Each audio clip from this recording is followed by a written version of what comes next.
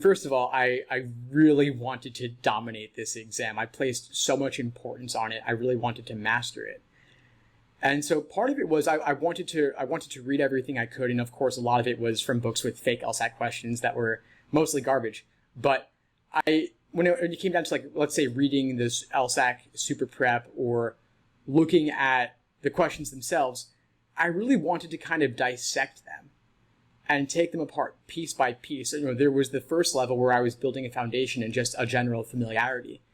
But after that, it really became much more about cutting it up and analyzing it into its constituent parts to understand how it was constructed and, let's say for logical reasoning, what the common methods of reasoning were like.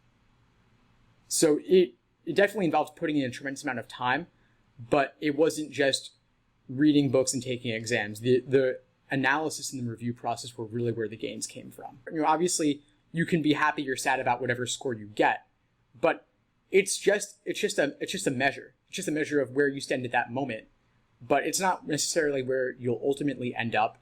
It is possible to improve significantly, but there's different levels. I mean, there's the foundational level where you build a basic familiarity. Then there's learning strategies and techniques and tools. But then beyond that, there's learning why those tools and strategies work. What is it about them that makes them work? It's kind of like if you're in a math class and you're learning a formula and you apply that formula, you plug in for X, you get your result. That's great. And of course, you know, there are calculators like TI-83, I remember, that can do all those sorts of things.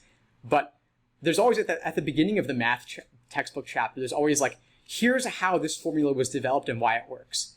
And I remember in school, like, I never read that part of the textbook because it wasn't directly relevant. But when it comes to the LSAT, that sort of thinking is actually really important. It's actually really useful. And if you want to take it to the next level, that's when you actually start, like, analyzing real world logic in the LSAT style, looking at methods of reasoning, looking at flaws, looking at how egregious the gap might be. And then you can go even deeper and start writing your own questions. I learned a lot when I started writing my own LSAT questions. I didn't do this back when I was studying, but I probably should have. It would have been useful. But I think that for any 170 plus scorer or someone aiming there, I think it's a useful exercise. I wrote my own games while I was already tutoring, and I learned a lot from that, especially when it came to writing tempting wrong answer choices. And we were discussing earlier what makes things out of scope. There's like dozens of things that make it out of scope. If you could actually construct different styles of wrong answer choices, that would put you in the mindset of the test makers. And I assure you that would deepen your understanding. And so there's all the different levels of understanding and proficiency and being able to do something. But if you want to get the top score, it requires going beyond what you've done before. It requires going the extra mile.